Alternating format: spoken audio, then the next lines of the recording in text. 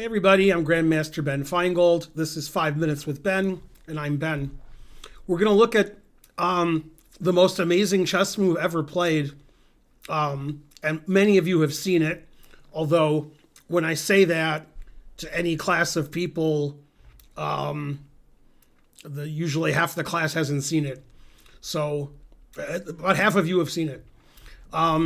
This is one of the most amazing moves ever, and it actually has a name. It's called the gold coin game, because supposedly after the brilliant move was made, people threw gold coins on the board, which is apocryphal, but it sounds good. So I'll pause a few seconds. You can pause the video and look up apocryphal if you'd like.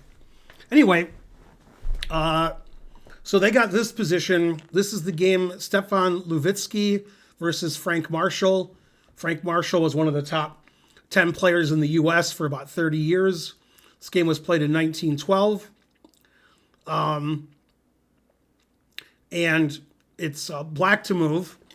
This isn't the position. We're going to lead up to the position so you get sort of a taste of what happened. So in this position,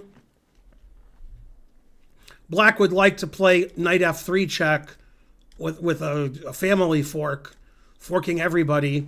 But there's a pawn on g2, and since the pawn on g2 is protecting something, Marshall played the rather obvious rook takes h3, which wins the game. And white could resign now, but it's good that he didn't. History would be rewritten if white had resigned here. Okay, so obviously and frankly, if pawn takes the rook, knight f3 check would win the queen, and black would win, because Marshall was a pretty good player. He could win up a queen. Okay, and if white doesn't do anything, then black's up a knight. That's enough for Marshall to win also. So Levitsky, instead of resigning, played the move rook c5. And this position, almost any queen move would win, because again, if white takes the rook next move, black has knight f3 check, winning the queen. So rook c5 is sort of like, temporarily not resigning and just attacking the queen. And luckily for us, Marshall played an amazing move here, which led to immediate resignation. If you don't know the move and you've never seen this position before, pause the video and try to find, the most amazing move you've ever seen and the least likely move in the position.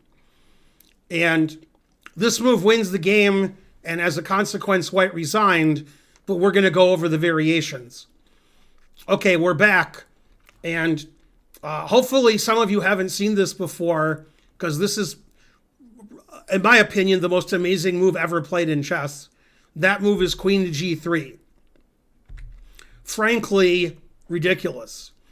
Okay, so black is threatening queen takes h2 mate, and black is also up a knight. So white has to do something about that. White chose to resign instead of playing one of the three moves that capture the queen. Okay, so if h takes the queen, then we play knight e2 checkmate with the rook on h3 giving a helping hand there. So h takes is no good. If we play f takes, then knight e2 check and rook takes f1 checkmate would end the game. So the pawn capturing the queen just leads to checkmate. And if the queen takes, we play knight e2 check, and then we play knight takes queen check. You can't take with the h pawn. The computer won't let me because it's illegal. And if you take with the f pawn, you get checkmated, so that's not good.